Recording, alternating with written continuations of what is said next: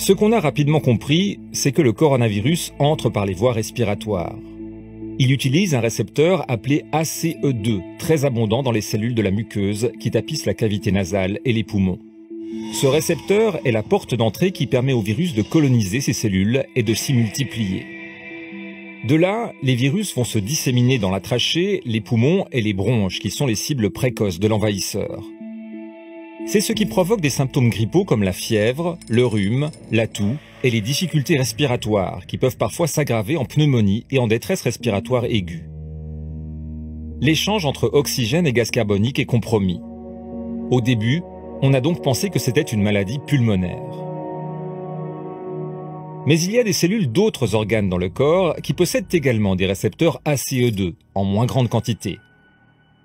Si le système immunitaire n'a pas réussi à contrôler l'infection dans la première phase pulmonaire, les virus vont continuer leur invasion. Ils peuvent alors aller affecter le cœur, les artères et les veines, l'appareil digestif, le foie, les reins, les tissus conjonctifs, le système nerveux et même le cerveau. Chacun de nous a un système immunitaire unique qui va se défendre un peu différemment face au virus. C'est ce qui explique la diversité des symptômes qui a tellement dérouté les médecins depuis le début de cette pandémie.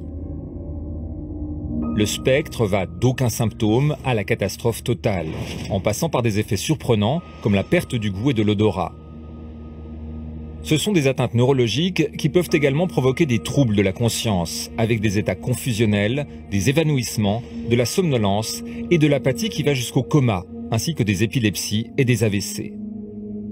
On a aussi observé d'étranges atteintes vasculaires avec des éruptions cutanées, des problèmes aux extrémités des mains et des pieds qui ressemblent à des engelures.